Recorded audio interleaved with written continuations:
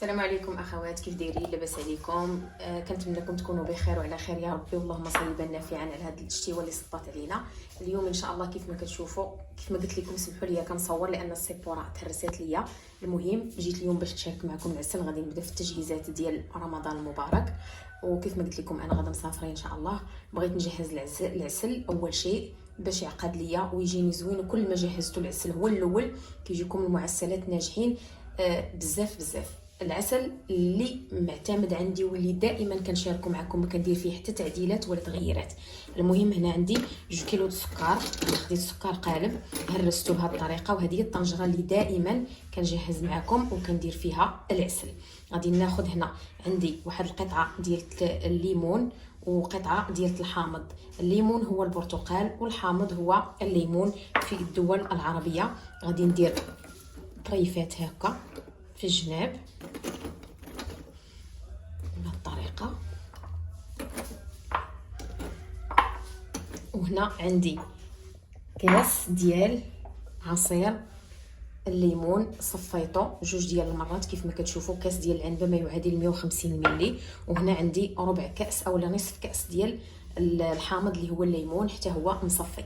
غادي نصبهم بهذه الطريقه فوق من السكر.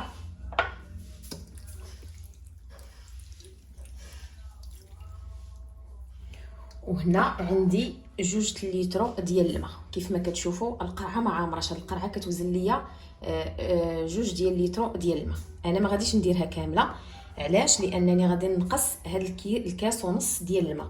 يعني ديروا كاس ونص ديال الماء غتنقصوا منه هاد الكميه ديال الماء. وغادي نديرها بهذه الطريقه فوق هاد السكر حتى كتذوب. ما كنخليهاش انا وما كنتسناهاش حتى كتذوب، بمجرد ما نكب الماء كنديرو فوق من البوطه. وغادي نوريكم البوطه كيفاش المقاس ديالها بهذه الطريقه. راه بسرعه كيذوب.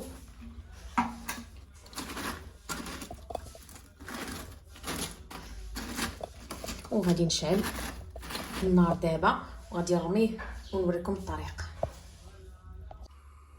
بالنسبه لبنات النار كتكون هذه هي الدرجه ديال الحراره ديالها، ما كنزيدو ما كنقصو، كنديروها وسط بهذه الطريقه. وكندير فوق منها الطنجره ديالي بهذا الشكل. نسيبيه نتوما كيف ما كتشوفوا، وكنخليها كطيب على مده تقريبا ساعتين حتى ساعتين الا ربع على خاطرو حتى كيبان ليا. وغادي نوريكم كيفاش كيولي من بعد ما كيطيب. انا ما غاديش نغطي الطنجره، غنخليها بحال هكا. بغيتو ديروا تغطيوها شويه غطيوها. المهم انا غادي نخليه بحال هكا وغادي نخليه على خاطرو حتى كيطيب. وغنوريكم الطريقه ديال الطياب ديالو وكيفاش الاستعمال باش تستعملوه وكيفاش تعرفوه بانه ناجح معكم هذا العسل.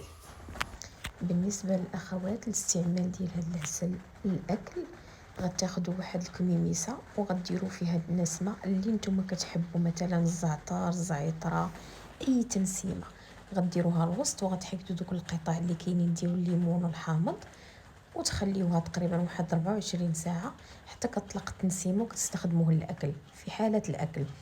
وكيف ما كتشوفوا راه ناجح مليون في الالف. وكنتمنىكم تعتمدوا هاد القاعده هذه. المعسلات ديالكم راها كتجي زوينه وناجحه، وكيجي البنات شبيه بحال العسل الحر. والله العظيم اللي ذاقوا عندي في الدار الا درت فيه التنسيمات كيقول لي هذا واش عسل حر، لانه زوين ولذيذ بزاف. وواحد الفكره اخرى او واحد النقطه اخرى، الى طول عندكم راه تيبقى بحال هذا الشكل، ما تيجمد ما تيقصح، يعني تيبقى بهذا الشكل هذا اللي كتشوفوه كيف ما هو موضح في الصوره.